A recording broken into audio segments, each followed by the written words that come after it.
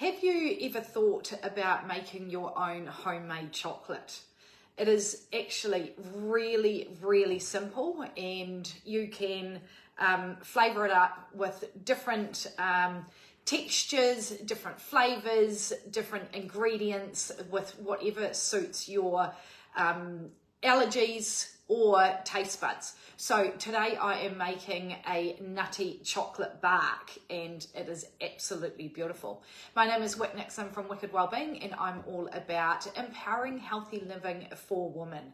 So I just want to make healthy living easy for you, and by showing you these short videos, hopefully it empowers you to make them at home. If you are not on my email list and you want the recipe for this, for what I'm making today, then head to wickedwellbeing.com/new, register to be on my newsletter, and then it's coming out tonight, so you'll need to register today. Okay, so all I'm doing is adding into my pot coconut oil. Okay. Now, I'll turn my pot on. Okay, so I've just got that over a low heat. I've also got some cacao butter. If you haven't got cacao butter, then you can just use coconut oil.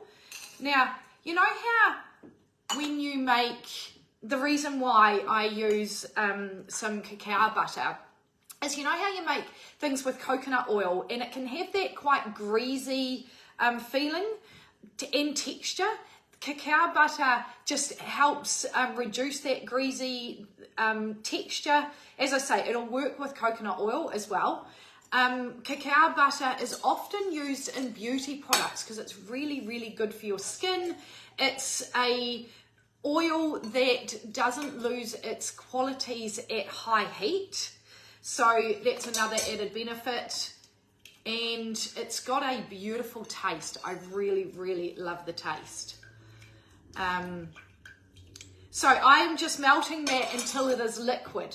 So the reason why you don't use a cacao butter in baking, for example, is because it solidifies when it is refrigerated. You know how coconut oil goes hard in the winter and then summer it's runny? So if you use it in a icing, for example, it would solidify that.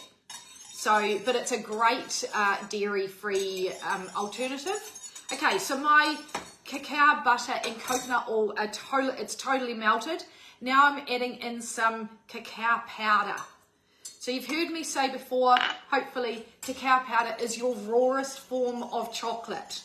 So I can now take that off the heat.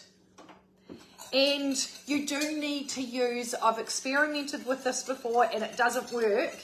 Well, I've wondered why. You need to have a good quality cacao powder because otherwise it doesn't dissolve and it kind of separates. I just use the Pam's Superfoods range, so it doesn't need to be expensive. So that's really runny. Now what I'm going to do is add in some chopped nuts. I've got some walnuts, almonds and Brazil nuts. I'm putting some cacao nibs in. I love cacao nibs. I love the texture.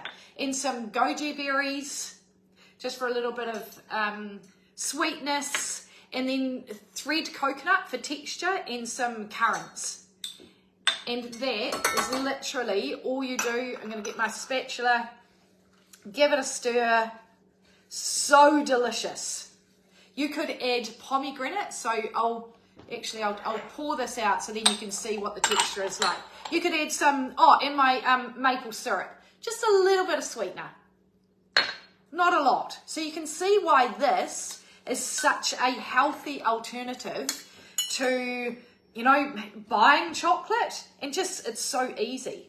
So let me show you this texture. And when that, so you could add pomegranates when they are in season. There's so many different, you could add cranberries, whatever you want. Okay, now when this goes into the fridge, the coconut oil and the cacao butter is going to solidify and that's going to set. I put it in the fridge for a couple of hours and then I can cut it up, keep it in the fridge or keep it in the freezer, and there you have got your homemade nutty chocolate bag. If you missed me say at the start, if you're not on my email list and you would like this recipe, head to wickedwellbeing.com/new. I put the link in the post above and register. I will send this out in my newsletter tonight. Okay, so that's it. Tell me in the comments box below, do you make your own chocolate, or is this something that you will try now that you've seen how easy it is? Okay, see ya. Thanks for joining me. Bye.